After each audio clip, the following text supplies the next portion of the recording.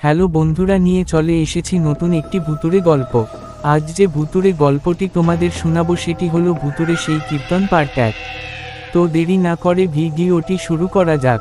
শীতের এক সন্ধ্যা, গ্রামের মাটির পথ ধরে সাইকেল চালিয়ে ফিরছিলেন রমেশ কাকা। চাঁদের আলোয় চারপাশে ছায়ার খেলা, মাঝে মাঝে ঝোপঝাড়ে ফিসফিস আওয়াজ। গ্রামের শেষে বিশাল বটগাছের তলায় পুরনো শিব মন্দির, যার পাশেই শ্মশান। কেউ সন্ধ্যার পর সেখানে যেতে চায় না, কিন্তু রমেশ কাকা ছিলেন বীর পুরুষ। তিনি ভাবলেন, ভূত টুতো বলে কিছু নেই, সবই মানুষের কল্পনা। যেই ভাবা সেই কাজ। সোজা মন্দিরের পাশ দিয়ে সাইকেল চালিয়ে যেতে গেলেন, হঠাৎ কানের কাছে যেন কারো কীর্তন গাওয়ার আওয়াজ। তিনি দাঁড়িয়ে পড়লেন, স্পষ্টই শুনতে পেলেন, হরিবোল হরিবোল। রাতের নির্বতায় সে আওয়াজ যেন চারপাশ কাঁপিয়ে তুলল। কাকা ভাবলেন, হয়তো কোনো কীর্তনের দল এসেছে। কিন্তু আশ্চর্যের বিষয়, কোথাও কোনো মানুষ নেই।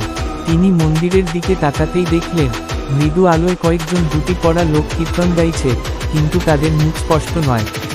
কাকার শিরদাঁড়া বেয়ে ঠান্ডা স্রোত বয়ে গেল। হঠাৎ তাদের একজন ধীরে ধীরে তার দিকে তাকালো। চোখে ছিল অস্বাভাবিক লাল আভা। কাকা দৌড়ে সাইকেলের কাছে গেলেন, কিন্তু প্যাডেলে পা দেওয়ার আগেই দেখলেন, সামনে দাঁড়িয়ে আছে এক বৃদ্ধ ব্রাহ্মণ। কাপা কাপা গলায় বললেন, এত রাতে এখানে কেন বাছা? আমি বাড়ি ফিরছিলাম। বৃদ্ধ ধীরে ধীরে হাসলেন, কিন্তু সেই হাসিতে কোনো উষ্ণতা নেই, বরং শীতল ভয়। কাকা লক্ষ্য করলেন, বৃদ্ধের পা মাটিতে নেই। তিনি জোরে চিৎকার করে প্যাডেলে চাপ দিলেন, কিন্তু চাকা ঘুরছে না। পেছনে থেকে কীর্তনের আওয়াজ বেড়ে চলল, হরিবোল হরিবোল। হঠাৎ কাকা অনুভব করলেন, কেউ যেন তার কাঁধে হাত রেখেছে। চোখ ঘুরিয়ে দেখলেন, সেই ব্রাহ্মণ এখন একেবারে তার সামনে। এক লাফে তিনি সাইকেল ফেলে দৌড় দিলেন গ্রামের দিকে। পরদিন সকালে গ্রামের লোকেরা কাকাকে মন্দিরের সামনে অচেতন অবস্থায় খুঁজে পেল। চোখ মুখ ফ্যাকাশে, মুখে কথা নেই। বৃদ্ধরা বলল, সে জায়গায় বহু বছর আগে এক কীর্তনের দল বজ্রপাতে মারা গিয়েছিল। তখন থেকেই ওরা অমাবস্যার রাতে কীর্তন গায়।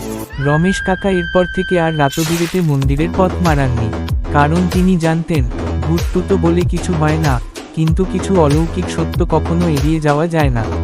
তো আজকের মতো টাটা। পার্ট 2 শীঘ্রই আসবে।